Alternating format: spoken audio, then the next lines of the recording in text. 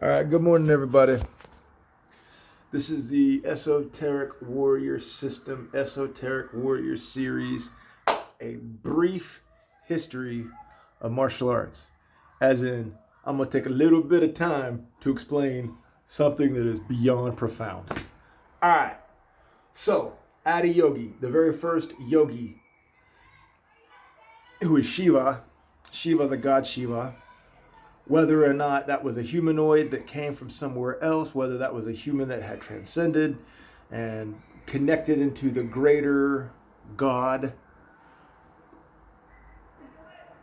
you find the explanation that you like. Find a theory that you like. I'm not going to lecture on that for the next 3 days because it's massive. So, somewhere in India, in the mountains, there's different theories of where this thing exactly took place. He sits down. And what position he sits in, go look it up. He's either in the lotus position or he's in a meditative position or a stack log position. Doesn't matter. He's on the ground, sitting in a yoga posture. All right. And he just sits there. Time goes by, man. Time goes by. But his body is resplendent. That's the word that kind of bounces around in English to describe. His body's just beautiful. It is beautiful. And he's sitting there perfectly still. Every once in a while, tears of ecstasy go down his face. And crowds and crowds of people gather. Then slowly they start to whittle off. People think that he's going to rise and do all this profound magic or something. And he doesn't. He just sits there and tears of ecstasy occasionally run down his face. And they can see that he's just beyond happy. He's intoxicated on his state of being, which is profound. So they're just watching him. Whittles down until it's 7 motherfuckers. And these 7 motherfuckers are the Sapta Rishis. 7 sages or 7 immortals, however you want to define Rishi. So, one of these 7 Rishis is Jamad Agni. Jamad Agni. 2 words put together. Jamad and Agni. Jamad Agni. What that means, go look it up. I'm on a different lecture. Because even that's profound.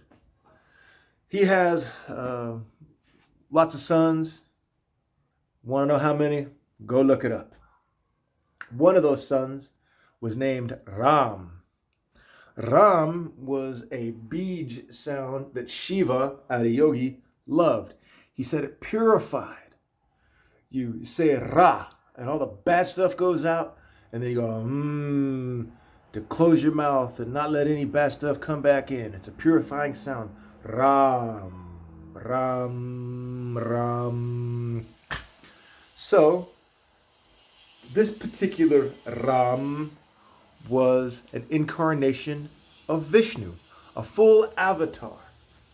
So it's a human being that is connected to all of the godly abilities, all of the siddhis, all the abilities of all the magic of the greater God, to whatever extent y'all can go argue about it. I don't care.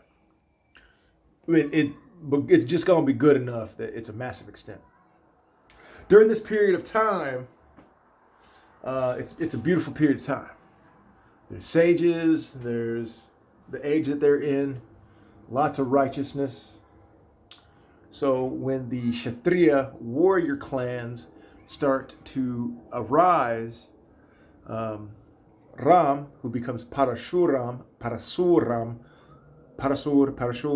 is an axe. So Parasuram, axe-wielding Ram, needs a martial arts that is better than the martial arts of the Kshatriya warrior clans. He needs a better combat system than they have. Well, would you know it, that when the 7 sages Jamadagni, one of them, were sitting and watching Shiva. Shiva did awake. He came awake. These 7 sages were there. They asked him, teach us how to transcend. He says, cool. He gives them some exercises. They can't do it. They can't do the meditation. Their bodies are not prepared. So he teaches them techniques to prepare their bodies. Inside those techniques were secrets of martial arts. So the first and primary reason for martial arts is to prepare the body for the ecstasy of meditation and the ecstasy of transcending. It's important. So, these 7 sages do the exercises of their master and transcend and become 7 bodies, 7 celestial heavenly bodies. How and why, y'all can go look it up. Y'all can hear someone else lecture on it. I'm not going to spend 3 days lecturing on that. So, Parasuram goes to Adiyogi, Shiva, and does penance. Shiva comes down and says, what boon can I give you? And he says, I need a martial arts to defeat these Kshatriya clans. How exactly that conversation goes, go look it up. So Shiva gives him martial arts with sound weapons, with celestial weapons, with mind-born weapons, metaphysical weapons, and how to use them, how to, do all the stuff you see in video games, shoot fucking lasers out of your hands and fucking missiles out of your eyes, whatever. You want to know exactly what the weapons were? Go look that shit up. But it's profound. That shit did exist. This is history. I'm not telling you mythology. This is history. Alright. So Parasuram destroys the Kshatriya clans 21 times and saves humanity and the planet from the invention of money, the invention of stratification in a political sense, and laws and whatever. Because that's kind of the catalyst for destroying human rights and destroying nature, is saying, oh, I'm the emperor, I make the rules, and this is how it's going to be, based on my sensibility and nothing really else. Well, how do you get there? How do you get to an ego so profound that you think, I was born on this planet just like everybody else was, but I somehow got to conquer. And what the fuck everybody else is up to is somehow not good enough. What they got to be up to is got to be somehow revolved in paying me taxes and giving me natural resources and whatever. That's some severe egomaniac shit, right? So, can't do that if the warrior clans are destroyed. If everybody is just in these small confederation of tribes chanting all day, to make the fucking sun come up, or whatever, you're not like killing people because they touched your rock. Kind of what it boils down to, don't it? This is my rock. This is my tree. Oh, that's a cool tree, man. I'm going to go and sit under this tree. I'm going to kill you because you're sitting under my tree. How do you own this tree? I was born on this planet too. Well, guess you need some martial arts. If you're going to step up and handle some righteousness like that. So, anyway. Now, we move down in history. Parasuram, the Vishnu part of him, has gone to heaven. He's going to go be an immortal. What kind of immortal? There's several kinds of immortal. He's going to be immortal till the age ends and then be reborn as something in the next age. Whatever. How exactly he's an immortal and what exactly is going to happen to him, you can go look that shit up. this is a brief history of martial arts. So he is giving away all of the wealth that he's taken and all the kingdoms that he's taken from the Kshatriya clans. 21 times they rose, 21 times he killed them. He's giving all this shit away. Well, there was a Brahmin named Drona, or Dron, who wanted to give his son a little bit better life. Ashwatthama. And he was going to go see Parasuram, get a little wealth, give his son a little bit better life, man. Well, by the time he got there, Parasuram had given it all away. So Parasuram was like, man, the only thing I got is this fleshly body or these fucking weapons, celestial, metaphysical, beyond the fucking capability of man, weapons with supreme esoteric and occult knowledge and ability, crafted from alchemy that is beyond this dimension, and the mantras that go with them. You want that? Drone was like, yeah, bro. Oh, and I'll throw in teaching you the fucking celestial, most effective martial arts ever crafted that I got from this dude, Shiva. He was kind of like the first yogi ever. He like invented it. Kind of cool. He just taught me, man, so. You down? He was like, shit, yeah, I'm down.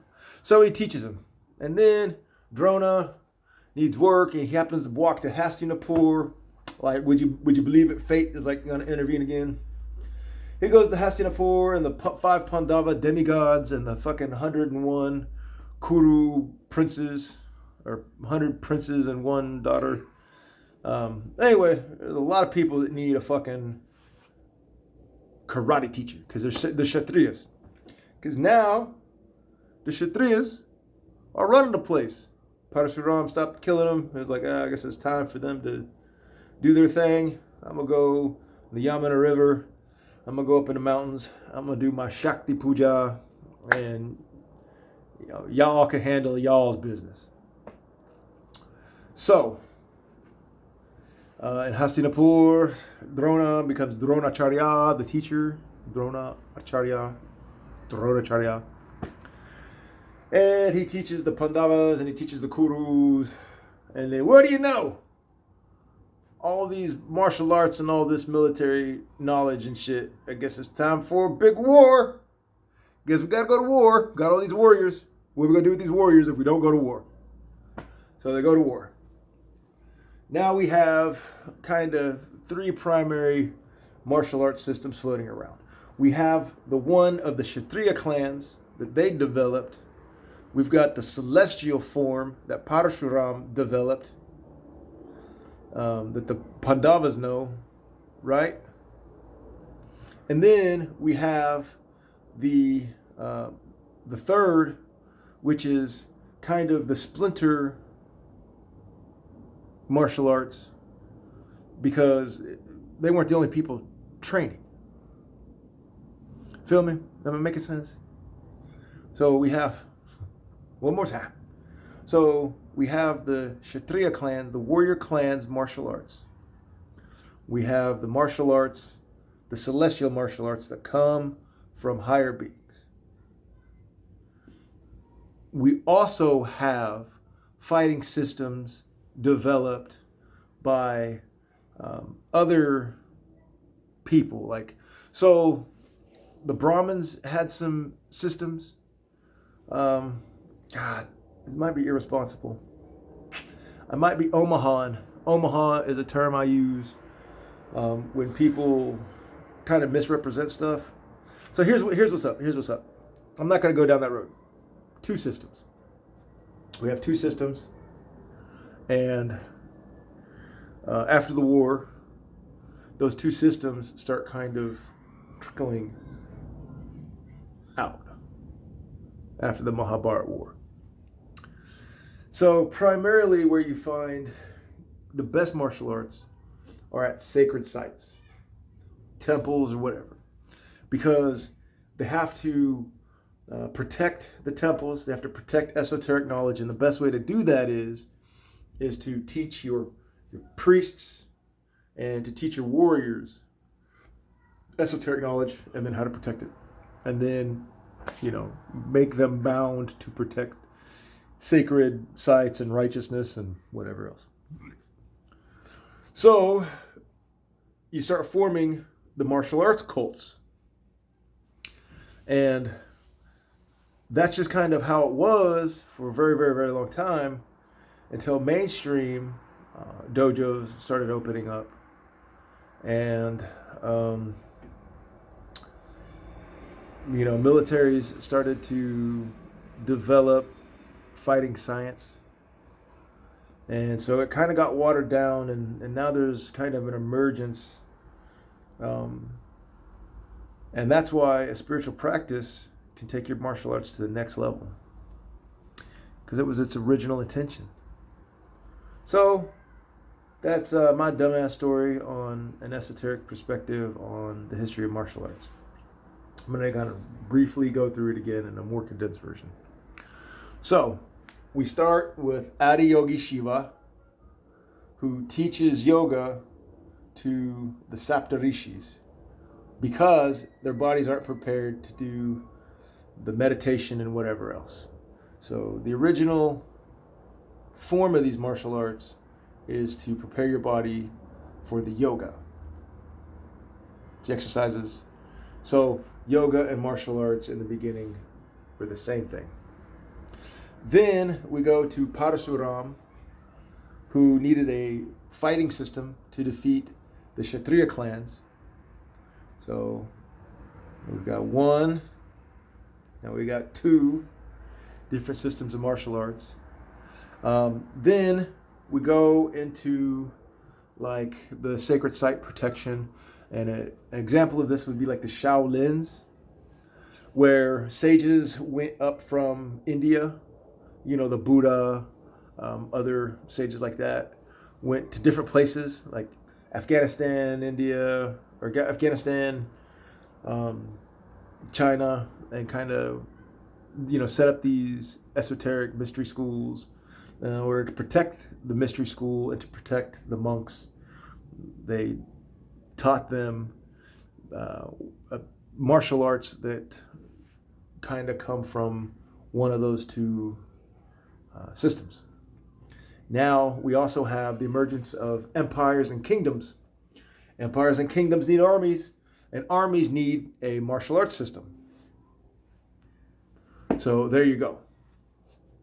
And then on the West, the Greeks invented wrestling, Greco-Roman wrestling. And in the East, they still had these motherfucking sound weapons and psychic fighting and all that shit. And that's still around, and it's still protected to this day. To this day, there still are martial arts cults that protect holy sites. And,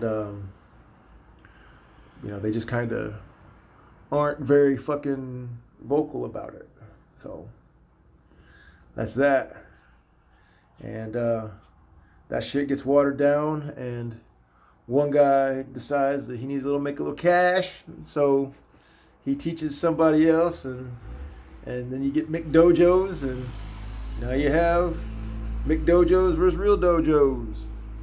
So shout out to 10th Planet, shout out to Gracie, shout out to Machado. Those are probably the best places to get real martial arts that you're going to find.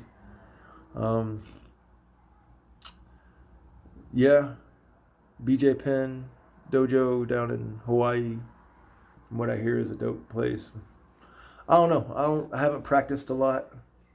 I was thinking about going back and practicing because it's a good spiritual release. Just got to make sure that I'm healthy enough to do it. And so it started off with Adiyogi, and then it ends with me. Nah, everybody else could. Martial arts will never die. All right, pura vida.